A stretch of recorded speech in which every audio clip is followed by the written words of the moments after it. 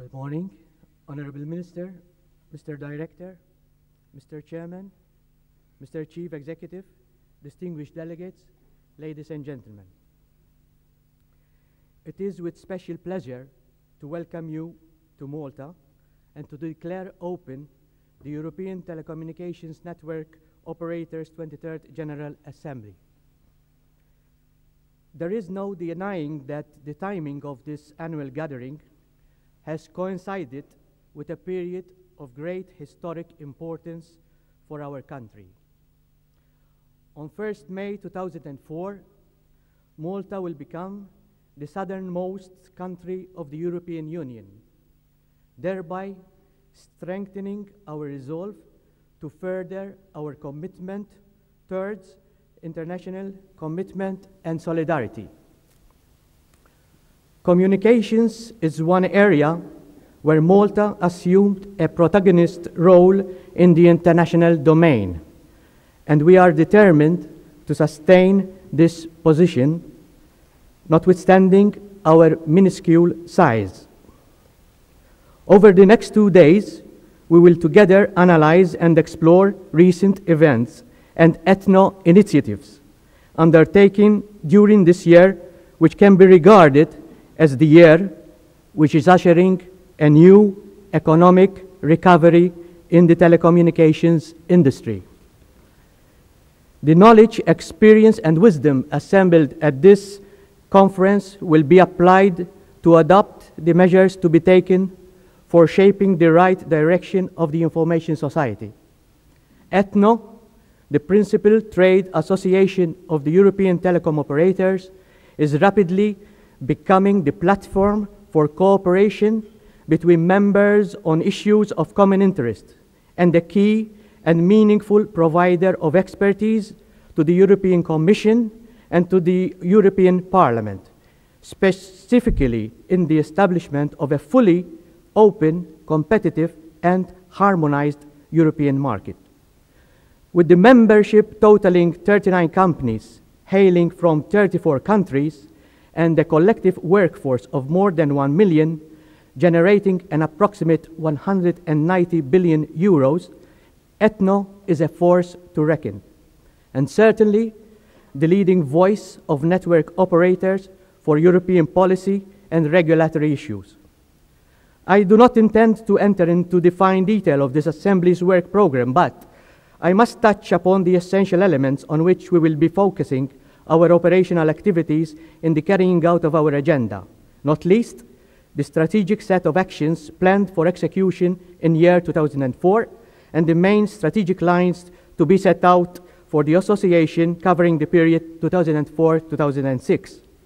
Together, we will be deliberating amongst other issues on the implementation of the new regulatory package, which should address its real purpose, namely to reduce the scope of regulation and rebuild investor confidence in the sector.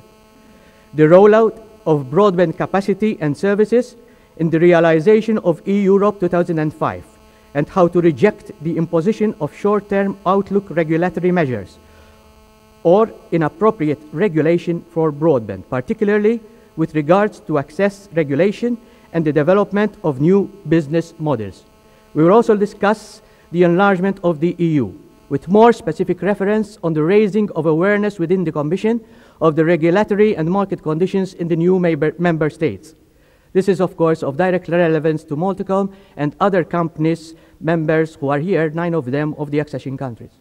We will debate this strategic guidance on lobbying activities to ensure that ETNO's views are actively represented through bilateral meetings between Commission officials, members of the European Parliament, and active participation in the various Council meetings, notably the Communications Committee, and possibly in the new E-Europe Steering Group. This group was established by E-Europe 2005 Action Plan to monitor progress on the plan's implementation and to provide a forum for exchanging experiences between national and European policymakers and the private sector. The European Commission will be chairing this group. We will also review the regulation of the mobile sector, the provision of input to the European Commission on the 3G rollout, the strategic direction to the radio spectrum policy group, and we will assess aspects related to communication and public health. The data protection and network security are two other important items on our agenda. In addition, ETNO leadership has lined up key speakers from the European Commission and from member countries for panel discussions.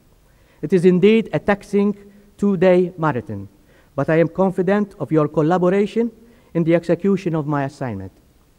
Ladies and gentlemen, let us therefore work together to make this assembly a success and ensure that our deliberations will enhance the development of a transparent, predictable, regulated, and enabling telecommunications environment conducive to the strengthening of ETNO's position as a world leader in the emergence of an inclusive information society, where everyone can exert the full potential for the improvement of quality of life in a sustainable manner. I would like to conclude by paying tribute to all the members of the Executive Board, impeccably chaired by Mrs. Dorothy Smith, Director Michael Bartolomeo and his effective team in Brussels, the Chairman and the CEO of Maltacom, who supported me wholeheartedly during the last 2 years, and my close collaborators at Maltacom International Affairs. To you all, my warm appreciation for your kind cooperation and generous support I have received in my performance of my duties. Thank you for your kind attention.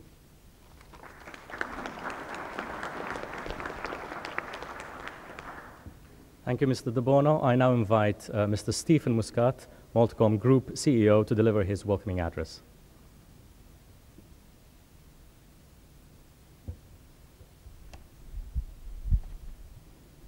Good morning, Honourable Minister, Mr. Chairman, ladies and gentlemen. I am very pleased to be addressing the General Assembly, and particularly when Maltacom holds the chair. In this short time I have available, I wish to focus on two key issues: why ETNO is important to Maltacom, and why we believe that Maltacom can make a valid contribution to ETNO in the new EU and enlarged framework. Our industry has undergone immense structural change in the past few years. It continues to face fresh challenges, in particular fierce competition in newly liberalized markets, increasingly knowledgeable customers, and the opportunities and threats posed by ever-changing technologies. As telecom personnel, we have to be among the most adaptable professionals in any industry, grappling with seemingly conflicting issues, such as cost-cutting and securing market share, capital investment for new services with competitors poised to interconnect to our networks, and marketing drives to retain customers against an increasingly stringent regulatory framework. In some shape or format, we are all engaged in efforts to ensure the competitive survival of our respective organizations. In Malta, we have an enviable cocktail of issues which continue to make our life interesting. The limited size of our market, a large number of players in sectors such as internet service provisioning, ex-monopolies in mobile and cable TV markets who are subsidiaries of global operators, the sudden erosion of fixed-line telephony revenue streams to the reintroduction of VoIP, and all against the backdrop of Malta's accession as a full member of the EU next May, and government's energetic drive for an e-Malta. The local regulatory environment is trying to play catch-up at a time of considerable change. For instance, the introduction of new aggregated services, which can only be of benefit to customers, is being delayed while the regulator determines if aggregation can be interpreted as constituting bundling. This is preventing us from operating as a total ICT solutions provider, aggregating currently disparate services into improved one-stop shop customer service portfolios. Competitors may interconnect to our networks, but not yet to our competitors' cable networks. We have yet to reach agreement on local tariff rebalancing, normally a prerequisite for any liberalized environment, while international voice revenues are into freefall with the introduction of voice over IP. I'm saying this simply to highlight the following points. Not all markets within the EU are highly developed from a regulatory point of view. There is no regulatory level playing field. Piecemeal liberalization, as in our case, creates more problems to incumbents than full liberalization.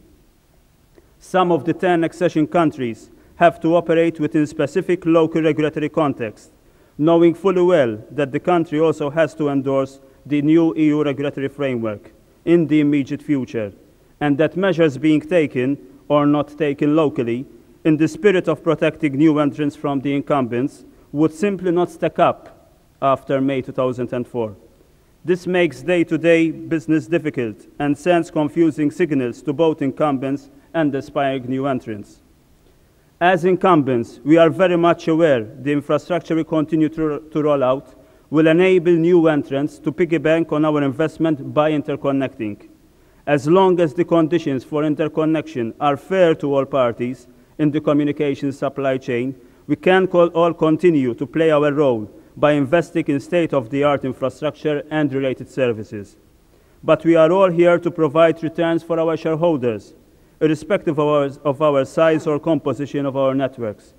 We need to focus on value-added IT applications, identify new markets, innovate, and where necessary, partner up to secure more profitable business. It is up to us to make the most of the opportunities in this industry by playing the roles that make most sense, given our size, market positioning, and propensity to invest in moving up the value chain. As a former fixed-line operator, we need to resist perceptions or indeed external pressure that our future role is predetermined, that we are here simply to provide interconnection. We should not harbor aspirations to become a glorified pipe provider or accept an notion that as an incumbent, we should only operate in areas such as voice, or that broadband services should in some way be the exclusive domain of quicker, faster new entrants. We are duty-bound towards our shareholders to make our significant investment in broadband pay back through meaningful next-generation services, through the full integration of voice, video, data collaboration, and security services. Our aim has to be to exploit new convergent technologies to give consumers more choice in how to communicate and receive communications in their premises and on the move. Within this uncertain context, ETNO is fundamental for small operators such as Maltacom. Unlike some of our local competitors, we are not spending time lobbying Brussels directly, but are concentrating on our business, which inevitably means that we are relying exclusively on ETNO to provide a voice to operators from accession countries, and to highlight the significant differences between our markets and those which are more mature and long liberalized. As a CEO, I do not want to spend my time worrying about regulatory frameworks. I want to concentrate on profitability, efficiencies, cash flows, rolling out meaningful new value-added services to our customers, and making the infrastructure work harder. We should all welcome competition. This can only be good for our customers and will inevitably drive us to greater efficiencies. But the playing field has to be fair. We have to be in a position to provide customers with the services that they want, not the ones that regulators or policymakers may expect us to have. We need to find a common voice that now includes the new CEE entrants, who suddenly find themselves not in liberalized markets, but in the waiting room, which includes an uncertain local regulatory framework, and on the other end of the spectrum, a new EU regulatory framework which needs to be embraced and implemented after May 2004. ETNO needs to take stock of this divergent, new, enlarged EU telecoms landscape to ensure that there is a level playing field and some sense of harmonization. This is a daunting task, but fundamental in situations where applicant country operators are facing rapidly declining fixed-line penetration, a high degree of fixed-to-mobile substitution, without the freedom to run their organizations as proper businesses because of industry-specific regulation. We expect clarity, and clarity can only come through a sensible, uniform legislative framework across Europe's telecom sector. Clearly, many of the new EU players are on a learning curve, and we are therefore very grateful for the proactive support we are finding from fellow ETNO members to help cross-train our senior management team and bring us up to speed. We also find the ETNO networks, formal or otherwise, indispensable as we prepare to operate within a larger context. Learning from the experience of our colleagues here is fundamental to our fast track to a truly liberalized environment, which leads me to how Maltacom can contribute to ETNO. This country's size, topography, and advanced infrastructure means that we are in an ideal incubator for new applications. Malta has long aspired to be a hub for Euromed activity, and we are in an excellent position to turn this vision into a reality for our customers. We are one of the first countries to implement 2.5G mobile services, despite no subsidies on handsets. We are already among leader countries in the rollout of broadband infrastructure. Importantly, too, Malta boasts one of the lowest access costs for internet and broadband services in the EU. The level of coverage is beyond the grasp of many of our European neighbors. Bandwidth is also readily available. The submarine cable between Malta and Italy has a technical bandwidth potential of 2.5 gigabits, with the potential to upgrade and increase the bandwidth on the cable to 1 terabit per second of connectivity. Malta's demand currently amounts to 2 STM1s for internet bandwidth and a further STM1 for voice. This means that there is just around 2 gigabits of idle capacity compared to Malta's current needs. Maltacom will be pleased to work with ETNO as a case study for pertinent regulatory, technological, or plain vanilla business issues, from those relating to the success or otherwise of the implementation of the EU regulatory framework in applicant countries, to monitoring the introduction of triple play and multi-platform applications. We are quickly making the transition from a traditional telco into a communications company that needs to leverage new value-added ICT services over existing networks to benefit from our economy of scale. In the process, we are determined to release the potential of our infrastructure and human resources, making our network perform harder to improve the return on investments of our assets. We all have to adapt our organizations to the competitive environment and acquire new skills, for example, better marketing skills, and a better understanding of how our customers use our services. And we have to do this not just to survive, but also to thrive in our competitive environments. At Maltacom, we are proud to be proactive members of ETNO. I very much look forward to the exchange of ideas in this General Assembly and determine how we can put our collective know-how to strategic use. Finally, on a less focused note, and on behalf of Maltacom, let me wish you a warm welcome to Malta. Thank you.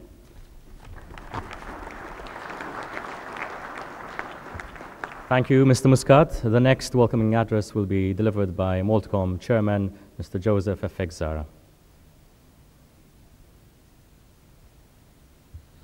Good morning to you all.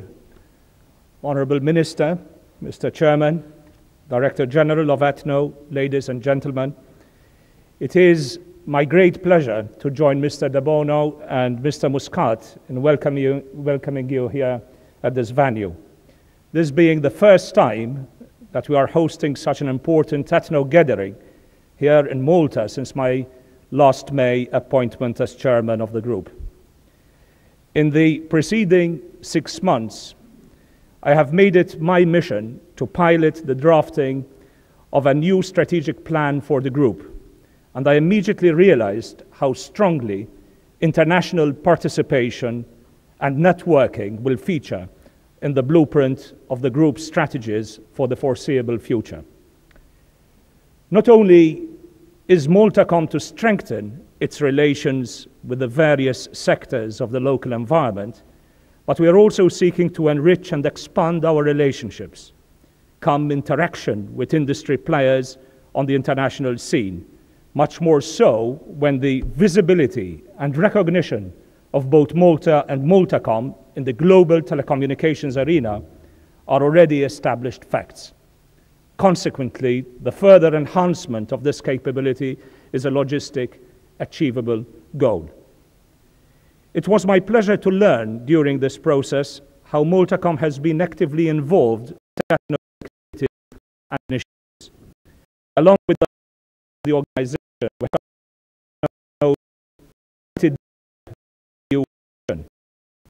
members of